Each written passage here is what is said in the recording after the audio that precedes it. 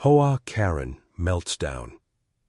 When I show up at my old cabin, finding out the valley belongs to me, I never thought stepping back into my past would spark a war.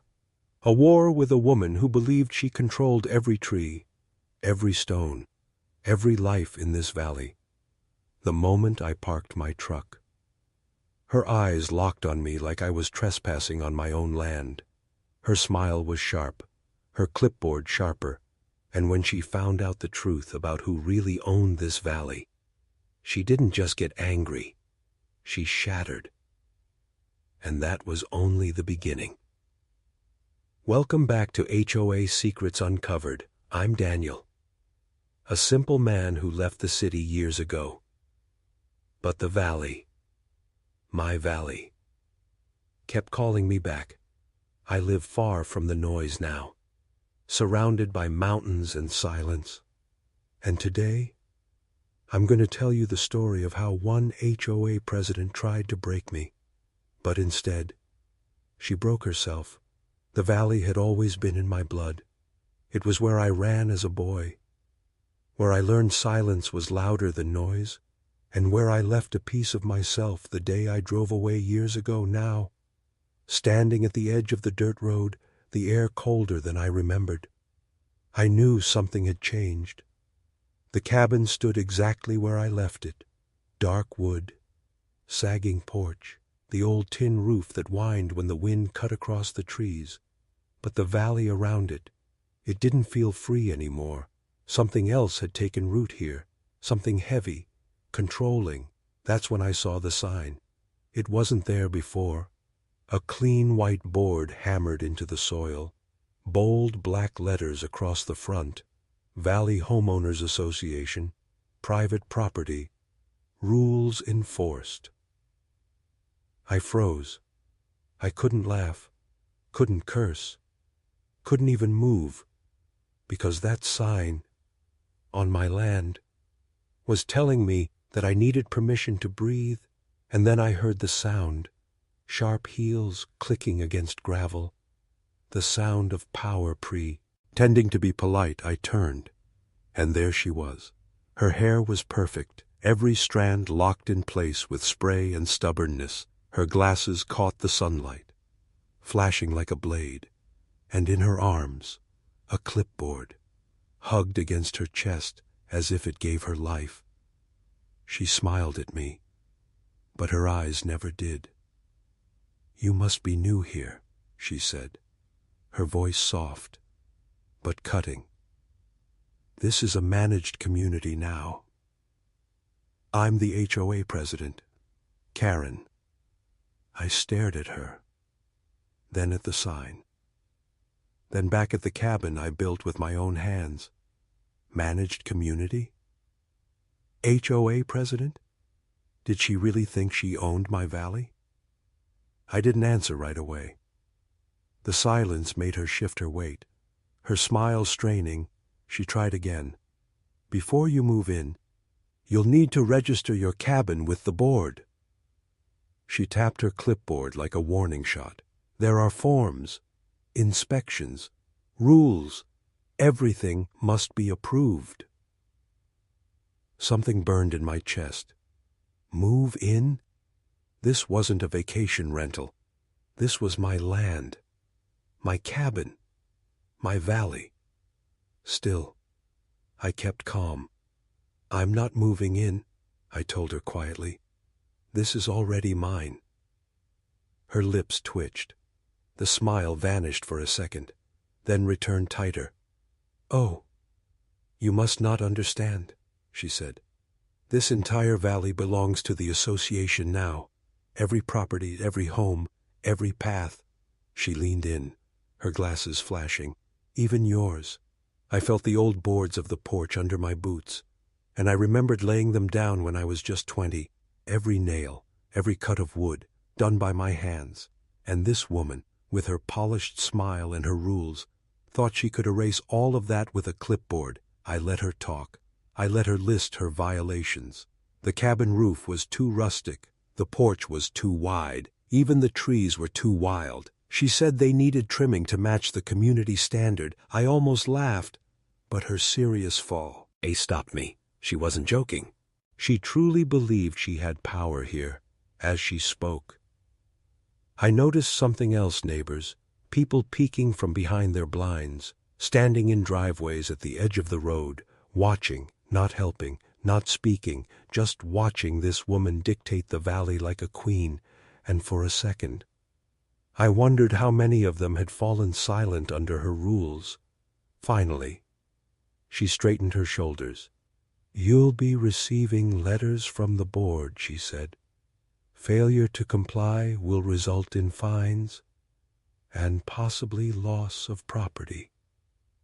Her voice was honey, but her eyes were poison. She believed every word she spoke. She turned, heels clicking against the gravel again. The sound echoed through the valley, louder than the wind, louder than the birds, and just like that, she was gone. But I knew this wasn't over. It was only beginning. That night, I sat on the porch of my cabin.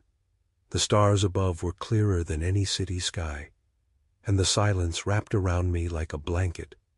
I thought about her words, loss of property, rules, fines. I thought about the sign at the edge of the road, and I thought about the deed folded in my bag, the paper that proved the truth, the paper that proved this valley was mine, and mine alone. I wondered what would happen when I showed her that truth. Would she back down quietly? Or would she fight harder, louder, uglier? The fire in her eyes told me the answer. This wasn't just about land to her. It was about power. And power, once tasted, is never surrendered without a war. The question was, how far would she go, and how far would I let her? And now, let me ask you, if someone like Karen tried to claim your home with fake rules and threats, what would you do first? Fight back? Or play along until the perfect moment for revenge, the morning after Karen's visit? The valley was quiet again, but it wasn't the kind of quiet I loved. It was the kind of quiet that hides something waiting in the shadows. I woke up to a sound that didn't belong in the woods. Not birds, not wind, not the creek flowing down the ridge. It was a sharp engine noise, a car pulling up too close to my cabin, a car that didn't belong here. I stepped outside, and there she was again. Karen, dressed like she was going to a board meeting in the middle of the city, heels sharp enough to pierce the dirt road, a fresh stack of papers clutched in her hand. She looked at me like I was a child refusing bedtime, and she didn't bother with fake smiles this time. "You've already received violations," she said coldly. She waved the papers in my face like they were a weapon. "Failure to comply will result in escalating fines, and you're already behind." Behind? I had been here less than one night, and already she was drowning me in letters. I didn't take the papers from her hand. I just let her speak. Every word rolling off her tongue with the kind of confidence only a bully could carry. She said my porch was an unapproved structure. My firewood pile was a safety hazard. Even the color of my cabin door was out of community standard. I almost laughed. The door wasn't even painted, just plain old wood. But to her, plain wood was a violation. I leaned against the porch rail, studying her. Her eyes flickered every time I didn't respond. She hated silence. She hated that I wasn't bowing down like the others must have. And that told me something important. She wasn't used to being challenged. Finally, she snapped, "If you think you can just ignore the board, you're mistaken," she hissed. "The association has full power here. You are nothing but a tenant of our rules." Tenant, that word stuck to me like poison. This was my valley, my land, my home, and this woman thought she could reduce me to a tenant under her clip. Bored. She shoved the stack of papers into my chest and spun on her heels. The gravel crunched under her perfect shoes as she stormed back to her car. But before she climbed in, she turned one last time. "You'll regret this," she said. Her voice wasn't calm anymore. It cracked at the edges, like glass under pressure. Then she was gone, leaving behind a cloud of dust and a trail of fury. I stood there, the papers still in my hands, pages filled with rules I never agreed to, fines that made no sense, threats dressed up as official language. I tore them in half, let the pieces fall to the dirt, and walked back inside. But I couldn't shake the feeling. Karen wasn't just angry. She was obsessed. And obsessed people don't quit.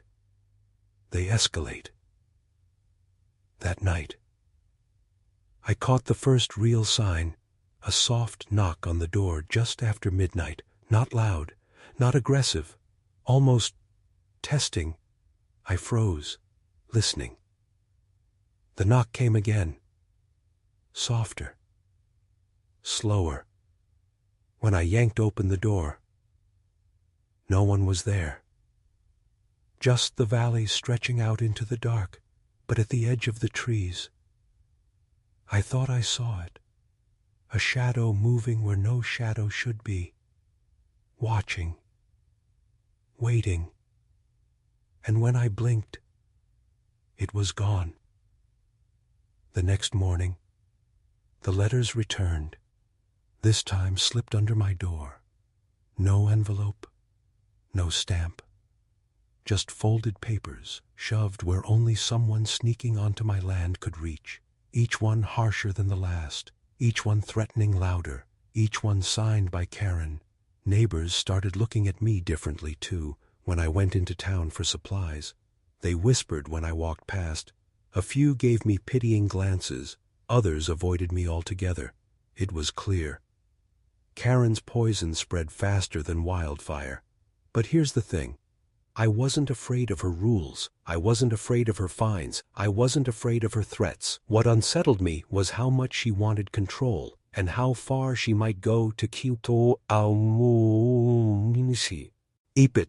Later that day, I saw her again, not at my cabin this time. She stood at the edge of the valley road, clipboard in hand, talking to two men in suits, surveyors, or at least that's what they looked like. They held maps, gesturing toward my cabin, pointing at the land, and Karen nodded, smiling that sharp smile again. I couldn't hear what they were saying, but I knew enough. She wasn't just sending letters anymore. She was planning something bigger. When they noticed me watching, the men quickly folded their papers and left. Karen stayed behind a moment longer, staring straight at me across the dirt road. No smile, no words, just a look that promised war. That night, the knocking returned, this time louder, this time closer, and when I opened the door, there was something waiting on my porch, a letter, sealed in red wax. No HOA logo, no official form, just 3 words scrawled across the front. You will lose. I held that letter in my hands for a long time. The woods around me felt alive, like the valley itself was holding its breath. Was this still about rules, or had it turned into something darker? And now I want to ask you, if you were in my place, alone in a valley with someone like Karen circling your home, would you fight her head on?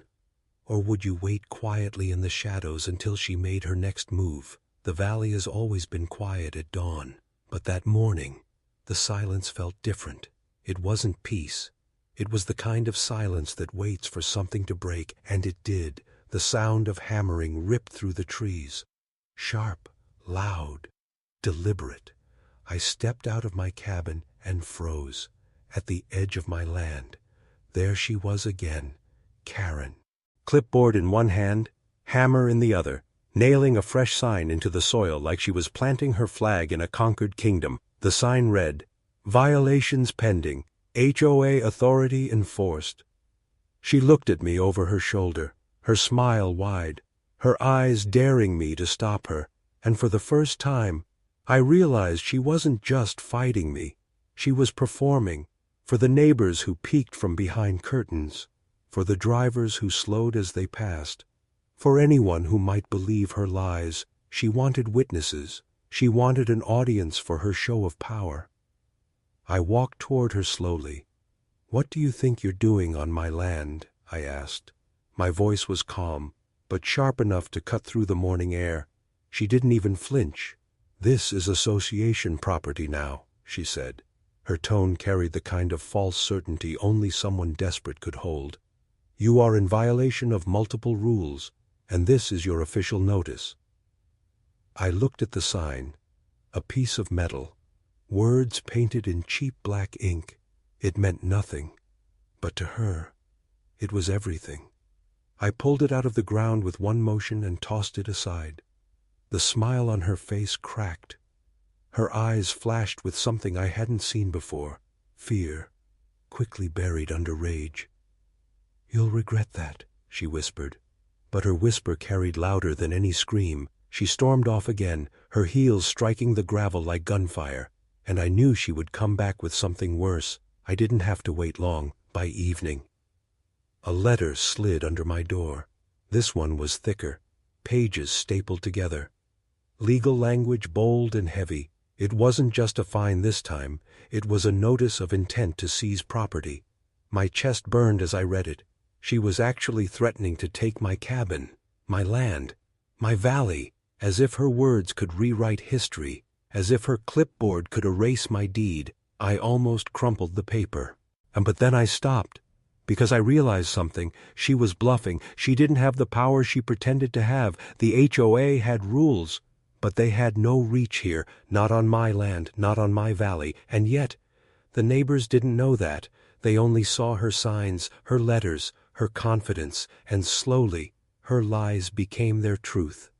The next day in town, I felt it stronger than ever, people avoiding me, whispers louder than before. One man even muttered as I passed, "Should have just followed the rules."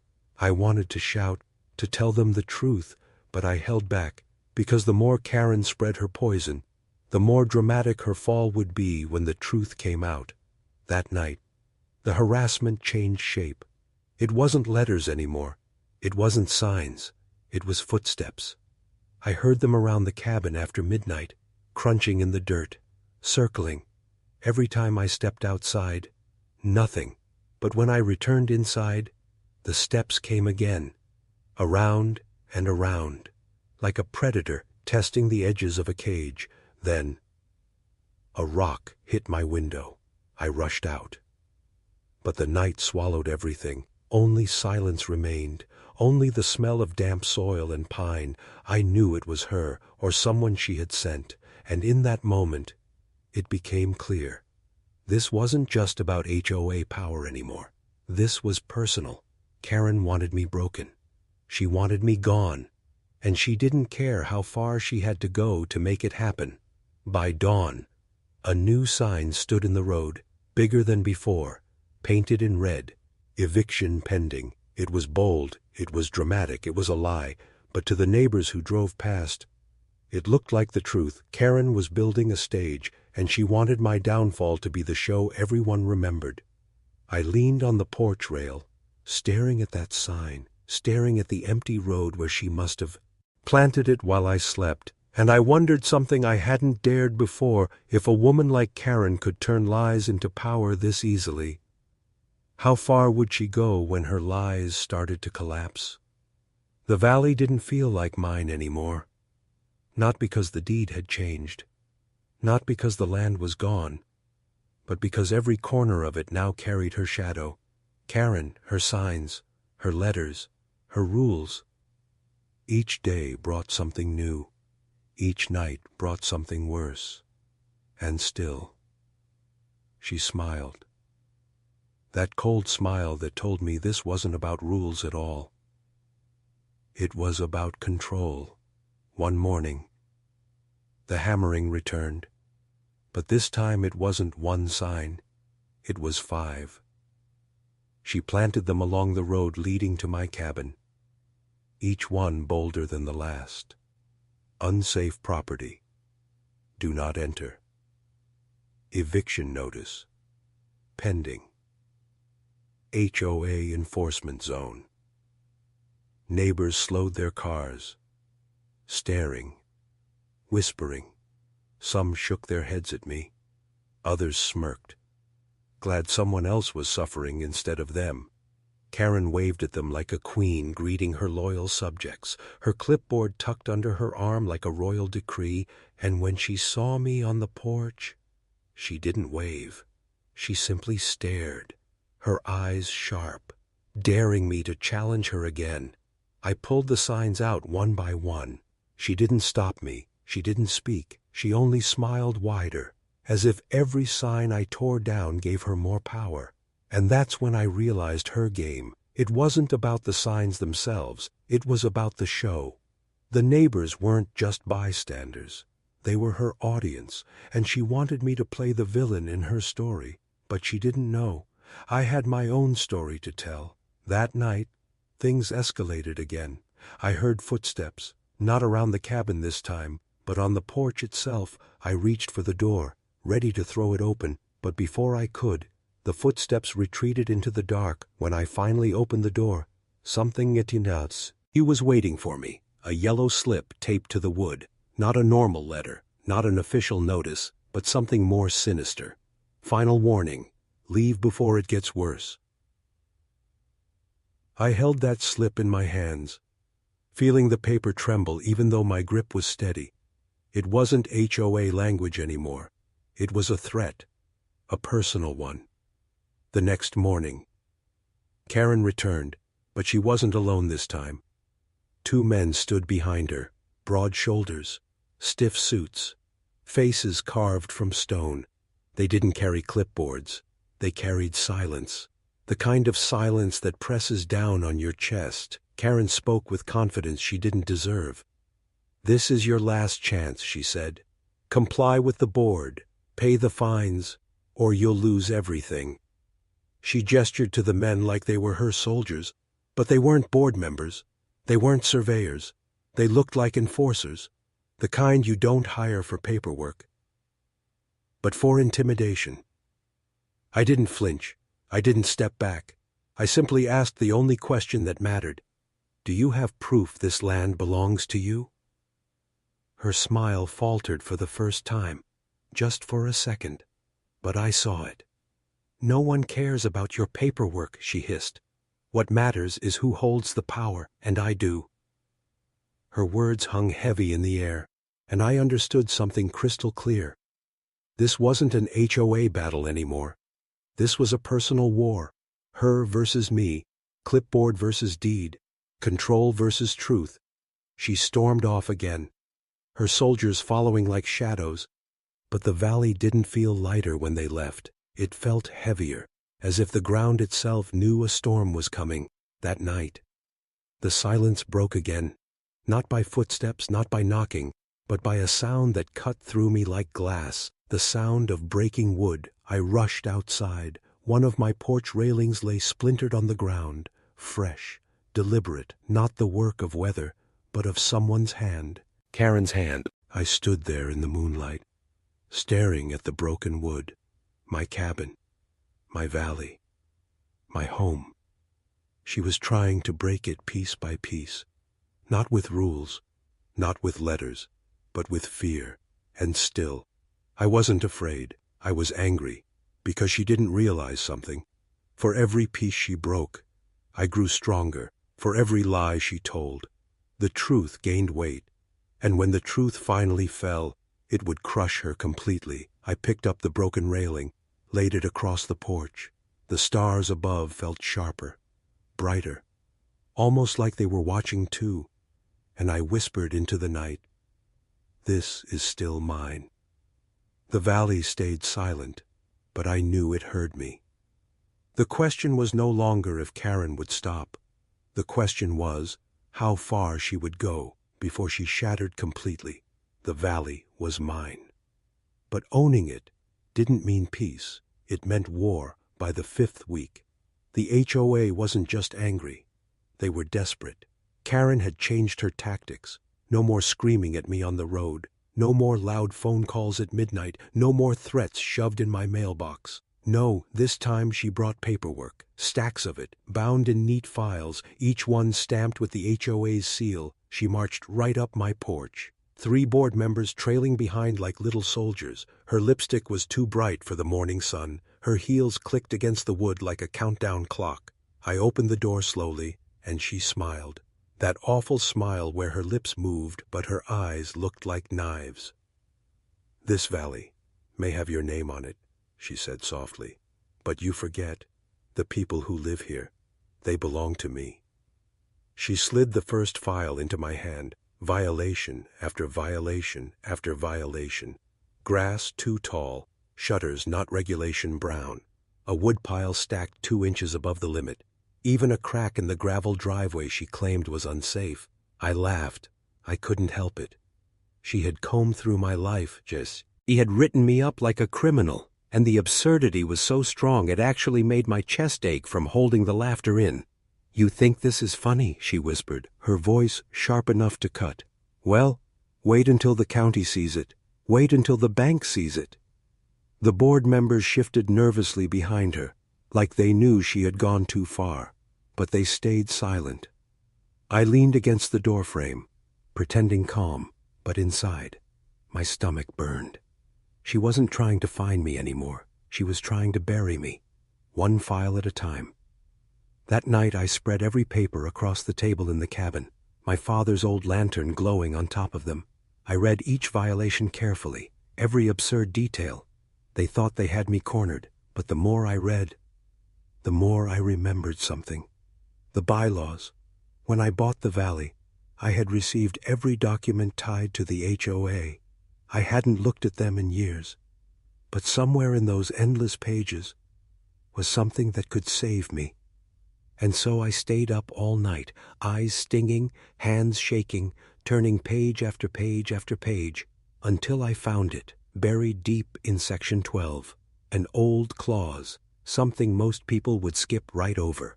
It said, "Any homeowner who owns more than 80% of HOA land has the right to dissolve the HOA entirely." 80%. I owned 100. I sat back in my chair, the papers spread out like battle maps, and for the first time since I came back, I smiled.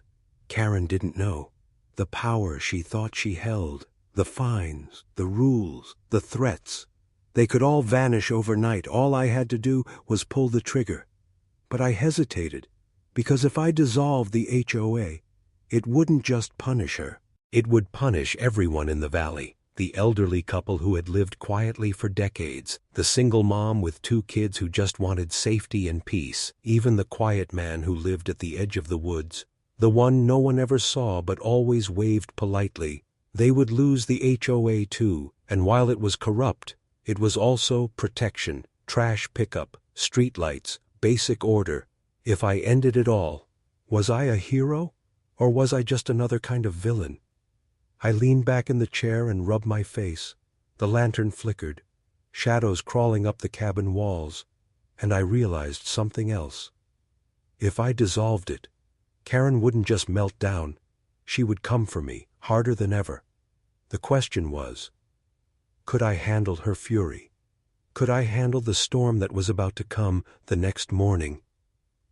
I walked outside, and Karen was waiting. Not at my door this time, but across the road. Arms folded, eyes locked on me, as if she knew I had found something, as if she could smell it on me.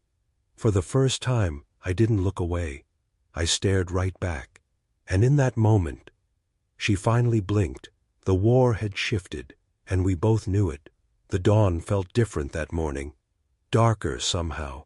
Despite the pale sun, I woke to a silence that tasted like metal, like the air before a storm. The valley held its breath, and so did I. Karen had been quieter for 2 days, too quiet. And quiet is never a good sign when you are under attack. I walked outside in bare feet, the grass cool against my skin. The porch still smelled of the lantern and old wood, but the road had changed. Tracks cut deep into the dirt, wide and heavy, not the tracks of a car for groceries. These were the tracks of something meant to look official. At the edge of my driveway, a white van waited. No logos, no windows in the back, just a locked box on wheels. 2 men stood beside it, plain clothes, faces I did not know. They watched me. The way predators watch prey that has not yet run. Karen stepped out from behind the van like she had planned it all, her hair perfect, her smile set like armor, but this time her voice was low, practiced, ready. "We are here to inspect the property," she announced to the men and to the road and to anyone who would listen. Her tone was official enough to make people stand back. Her tone was practiced enough to make men look like soldiers. The valley gathered like an audience on a cheap stage. I asked her a simple question. "On what authority do you inspect?" She smiled that tight smile and said, "Paperwork, regulations, safety." She waved a folder at me like a flag. The men moved closer, their presence thick in the morning air. They walked the property, touching the posts, measuring the porch, pointing and nodding. One of them pocketed a splinter of wood like evidence. It was theater again. But a theater with an edge. Inside my cabin, my mind spun through the bylaws and the clause I had found. Dissolve the HOA and everything would fall apart for them. But do nothing, and the harassment would grow and grow until it was more than harassment. It would be ruin. I stayed calm outwardly while my heart hammered like a drum. I told myself I would not shout. I would not beg. I would act like a man with a plan, because panic is a gift to people like Karen. When they finished their inspection, the men left without a word. Karen lingered. She folded the papers back into the folder with a precise motion. Her fingers trembled slightly, but she hid it. "Consider this a final inspection," she said, "and know that we will return if irregularities persist."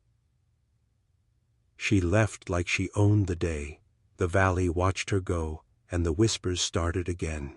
Some people nodded at her walking away. Some looked at me with sympathy. Some looked at me with relief that they were watching the show and not in it. That afternoon, my phone buzzed with an anonymous message.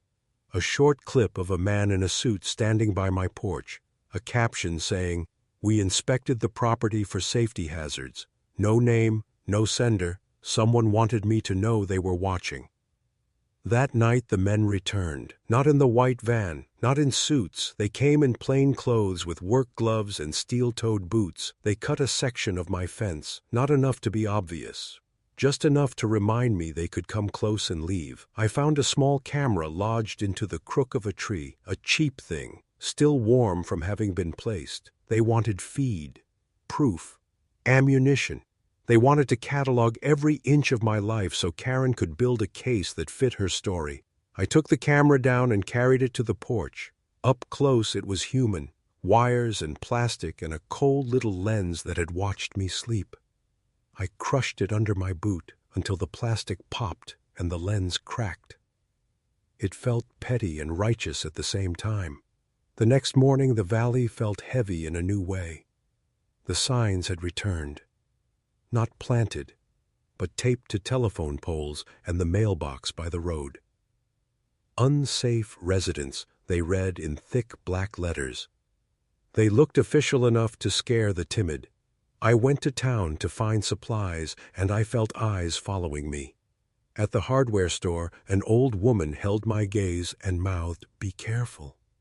Her hands shook on the hammer she held. I nodded and felt the weight of the valley pressing down on me like a hand on my shoulder. Back at the cabin, a stranger left a letter on my porch. No return address, just 3 lines written in block letters that made my blood run cold. "Stop the fight, or we will make it personal." The handwriting was not Karen's, but the intent felt like hers. I thought about leaving. I thought about packing the old truck and driving far until the valley was only a memory.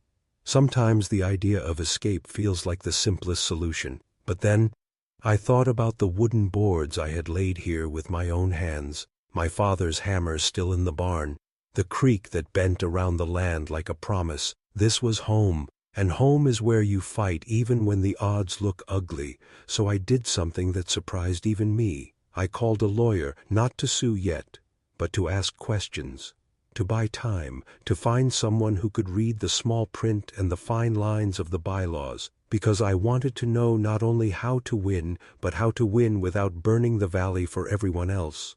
The lawyer came with a briefcase and a steady voice. He read the clause I had found, and he smiled the kind of smile that comes when someone finally sees the shape of a plan. "You have leverage," he said. "Use it carefully." The word leverage sat in my chest like a stone. I realized that leverage is as much about timing as it is about truth, and timing was something Karen could never match if she was only acting and not thinking. That night I sat on the porch and watched the sky. The stars seemed like pinpricks stitched into a dark blanket. I thought about Karen and her clipboard and her army of men.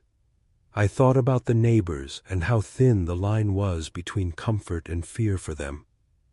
I drew a breath and let the cold air fill my lungs. The valley exhaled with me. I had power hidden in paper and in patience, and she had the loudness of a bully and the greed of a woman who thinks she can rewrite everything.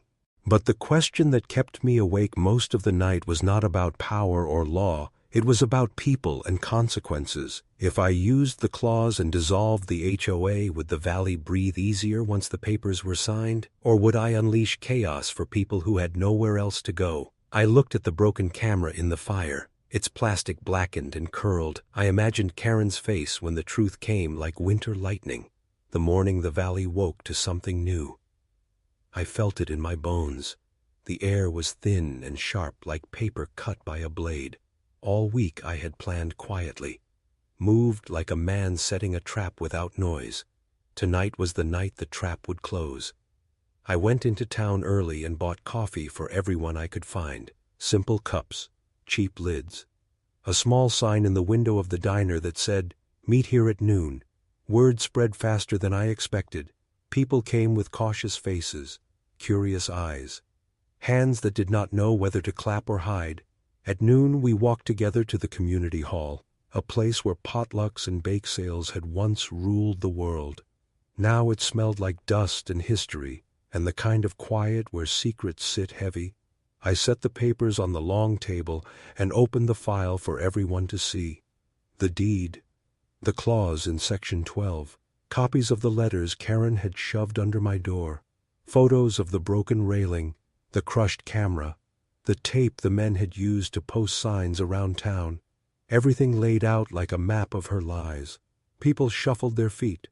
Some faces went pale, others looked guilty and small.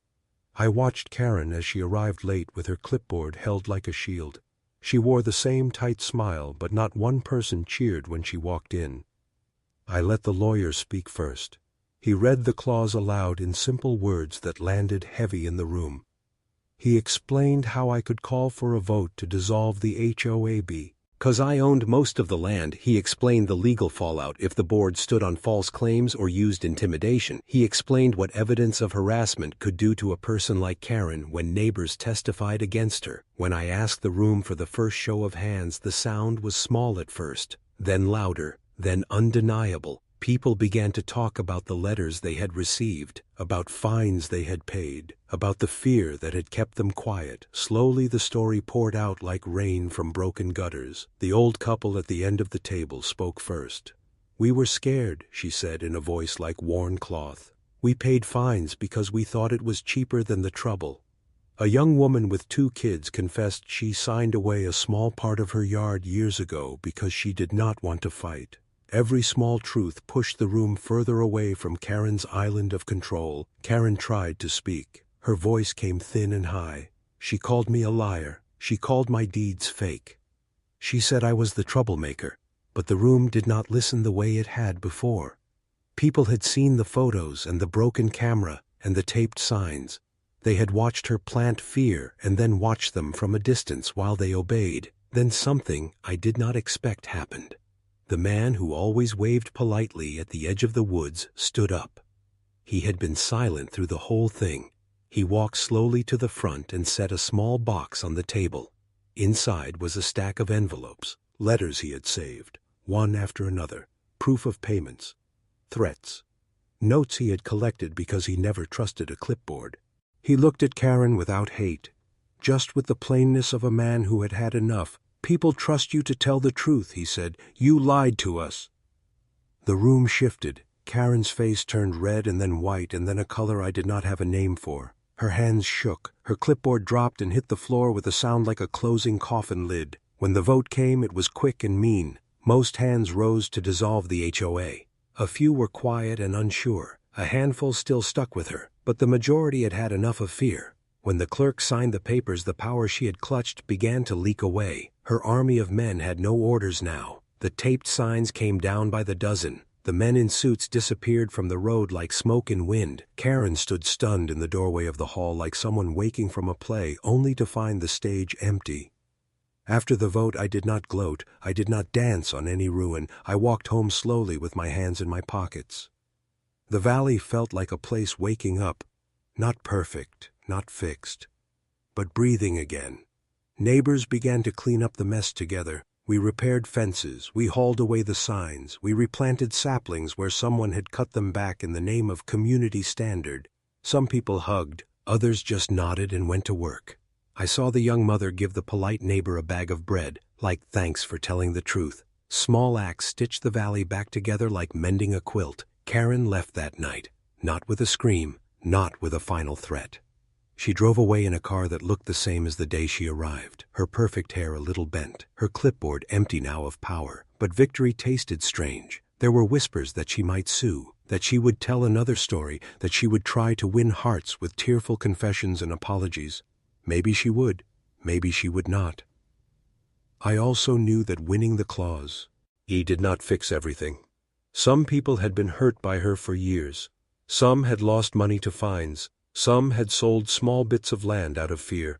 You cannot put a price on lost trust, and trust is the thing it takes years to build and moments to lose. So I did something else. I called a meeting and asked for volunteers. We set up a simple committee to manage roads and trash and lights without power and without a queen. We would run it in the plain way people do when they care. No uniforms, no clipboards held like crowns, just neighbors helping neighbors the way folks used to when we were kids and the world was smaller. We fixed the benches at the small park. We painted the mailbox bright red just because we could. We made a rule that nobody would ever hold power without checks and voices and votes. We promised to watch each other, not with eyes of fear, but with eyes of care. That night, as I sat on the porch and the lantern buzzed low, I thought about the valley and the price of peace. I thought about the men in suits and the way they had looked at me like I was only a small man with an old truck. I thought about the broken camera and the railing and the tape on the road. I thought about the cost of doing the right thing, and I thought about you watching this now, about every small person who ever stood up and pushed back, about what it means to own land and to own the will to hold it. So tell me honestly, if you had the power to end a bully's rule but doing so would force you to make painful choices and mend a broken community by hand, would you take the victory and walk away? Or would you stay and help rebuild even when it costs you more than you thought you could give?